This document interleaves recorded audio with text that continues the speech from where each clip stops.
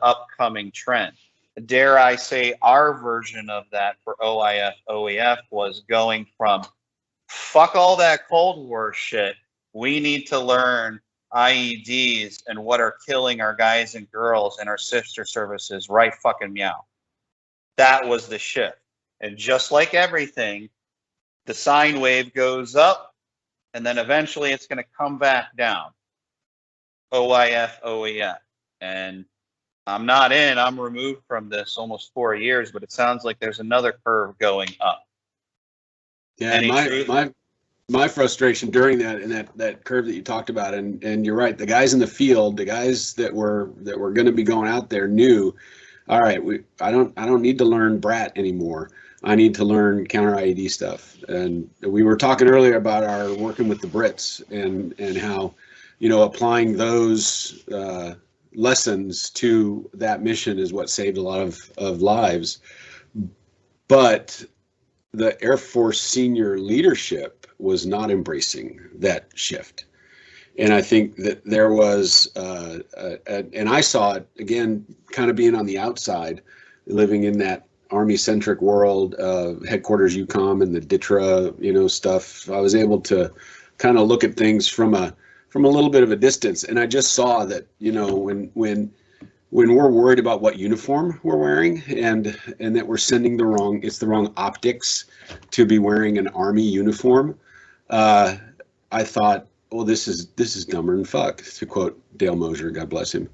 That I was in country too when that shift happened and that argument. So not to hijack, but I feel and know and have experienced what you're talking about. The frustration that went with that.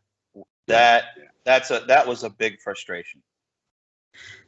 Oh yeah, and then when I emailed my displeasure of the whole uniform thing to a senior master sergeant on the uniform board, thinking I was talking to a colleague, and she forwarded it off to some 2-star who then sent me a direct email about basically, yeah, Sergeant Eaton, why don't you just be quiet? Yeah, that was awesome. But yeah, anyway. We have another user on. Dan Acosta, I think, joined in. You want to give a quick little hello, Dan? Turn on video if you can. If not, just at least unmute and say hello.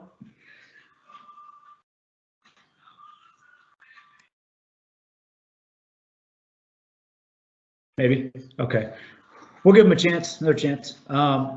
What you just talked about there, Bill, especially that specific example, I remember that crap going down, and it took a couple guys actually getting specifically targeted and shot for it to change, which is really irritating. So with that said, how do you help leaders realize the pending failures that are coming? How do you, or not even just leaders, but just anybody, how can you help people see their failures? And can you always do that? I know you can't, but maybe it's a little question. I feel like you can't, but I think that's where, for me personally, it's you don't back down. And in that particular instance, I did what was very frightening at the moment, but I hit reply all and added my squadron and wing commander to the email chain. And this had included like some MAGCOM and numbered Air Force people. It was ridiculous, this stupid ass email. And then immediately called my boss and said, hey, this is coming. But you have to be willing to fight for what's right, or at least state as respectfully and eloquently as you can that your position is valid and that you need to consider this. And I mean, we did eventually get the corporate Air Force to allow us to wear the Army combat uniform, or ACU, or whatever that was, but it was only if you were on a QRF, and as soon as you were off QRF duty, you had to go back to an Air Force uniform, and it was. And so Lord help you if you walk into a chow hall on a mob wearing that shit. Yeah, Oh yeah, Fuck you and the food you're trying to put in your body. Damn it, you need Yeah. to look like Air Force. That was the priority. dude. We're I'm with Jay Ferguson. Captain Ferguson and I are on the QRF. We're getting ready. We're going to roll out later that day. I think actually we were going on a convoy clip somewhere. I don't know, but we were in our Ferguson was in his ACU's Army combat uniform, and we were in the pisser, Cadillac, the Cadillac pisser that was right next to the shop there somewhere, and some colonel came in and stood in the urinal next to him, and he kind of glances over, did not compliment Captain Ferguson on his anything he was utilizing at the time, which I thought was rather disappointing. But he did say, "Hey, Captain, I suppose you're on the QRF today, huh?" So this Air Force colonel knew enough about our mission to know that we were allowed to wear that uniform, but he wanted to confirm while Jay was taking a piss that he was actually, needed to be dressed in that. And I'm like, are you fucking kidding me? Is that really what we have to worry about? That and PT socks. Now that made perfect sense to me. The PT socks, that as an E8, I mean, I would get so mad. well, I mean, safety first, right? Oh yeah. I mean, well, and when you were discussing those things, we were talking to get back to what Brad, how to communicate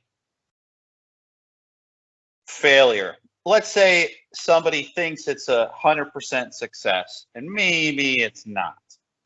So the things that I wrote down and that kind of resonated with me, I can't believe I'm actually saying this, is the very first Air Force core value: integrity first.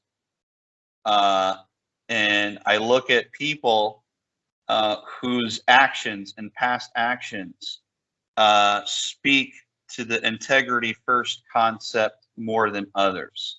And I wrote down character, conviction, and ethics. We can lead off on that, Brad, or if we want to give Dan and somebody else the chance to introduce themselves, but I thought that might be a good segue into that question you threw out.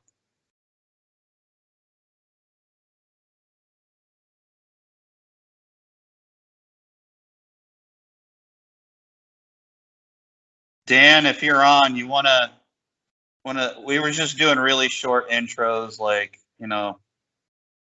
if you want, that's cool. If not, no big deal. But hey, can you guys see me, hear me? yeah, I got you. Excellent. Yeah, I was having some technical difficulties earlier, but I'm here. Hey guys, good to see you all. Well, just quick introduction. Dan Acosta, member of Project Felix here for a little bit now, and I love it. Medically retired 2009. Yeah. So I'll jump in the conversation as I kind of hear a little bit more. I just kind of started listening just right before you introduced me. Appreciate you joining us, Dan, and taking Absolutely. the time. Really love what you have to bring. One of these mornings, coffee morning, guys.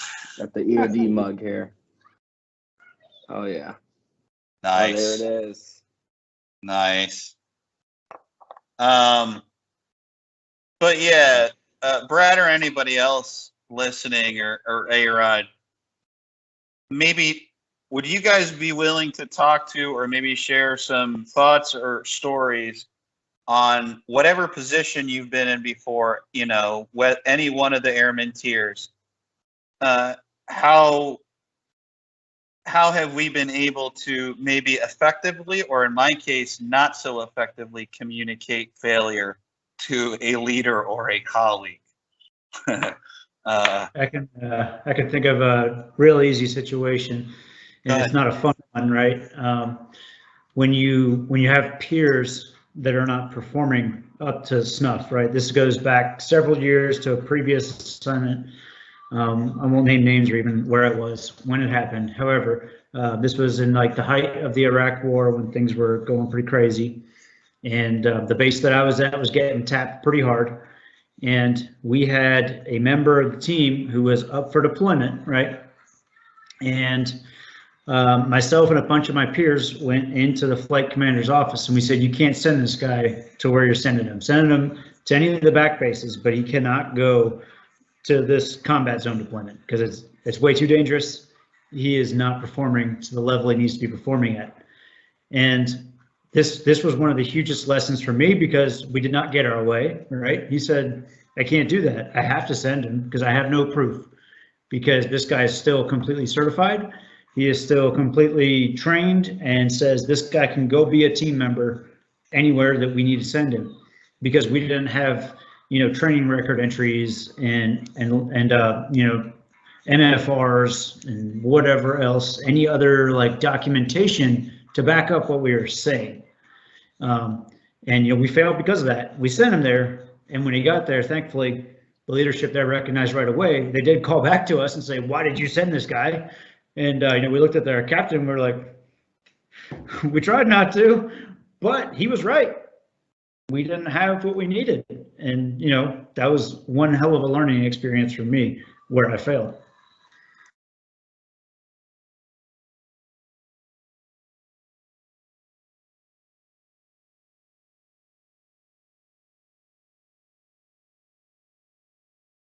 How do you feel about it now?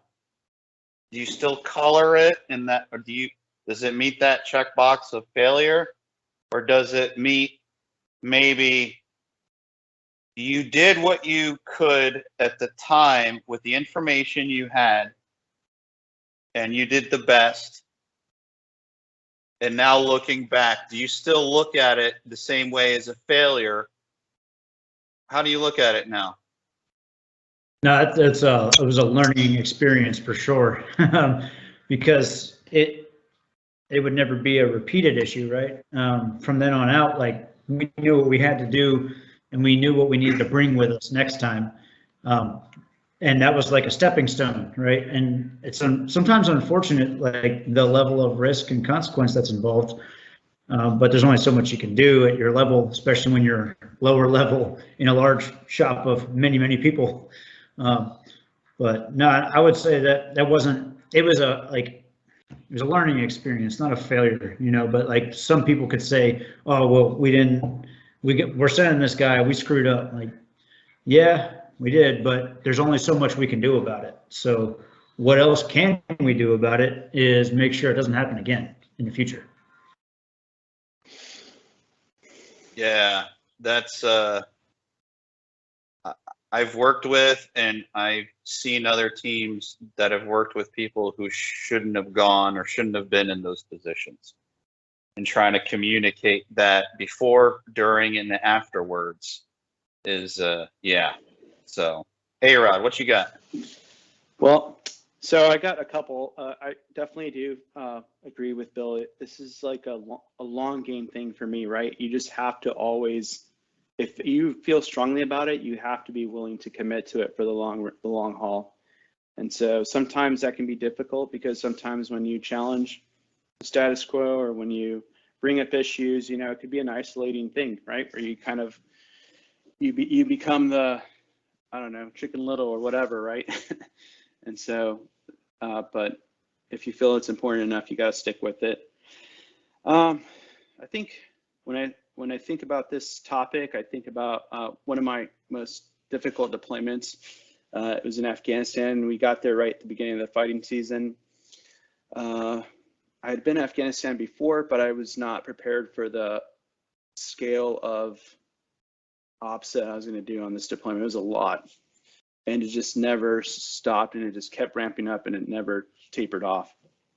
And so what made that exponentially harder was that our living situation, we were living in like a very basic GP tent with like plywood floors, and which was okay in the spring, but when it got close to summer, 5:30 in the morning, you can't sleep past 5:30 because it's just crazy hot in that tent, And that seems like not a big deal, but when you take into consideration that we would be out till 3:30, 4 in the morning on RCPs, you get back and you'd have to catch a little bit of sleep and then reset and get right back into it again the next day. Eventually I started to like really physically get affected by that, to where like, you know, I'd be in a truck and I just pass out and like come right awake, go run an op, go jump out, clear ahead of the RCP with the gizmo sweepers, and then it was just like, you know, it was taking a physical toll on me, and I know it was definitely taking a toll on my ability to perform, you know, at my best. And so, you know, I started to articulate these concerns, and that's really where I started formulating like my messaging, where I really kind of started refining it, because I didn't have a lot of success on that tour, but I think in future endeavors I did. And the tactic that I employed was just kind of planting little seeds everywhere, right? Every new officer that got in a flight, like I gave them the speech, which was, you know, these guys don't need a friend. Everybody on this team has a job. You have a specific job. You need to be able to do your job, you know, and you're gonna face a lot of failure. You're gonna face a lot of adversity as a young officer, because you're gonna go to that talk and they're gonna tell you no. You're gonna go to the battlefield commander and they're gonna tell you no. And what I told them was, the victory is not in you getting a yes. The victory is in you fighting the good fight, because once you do that, then you command the loyalty and the respect of these guys. And if you command that, then they will move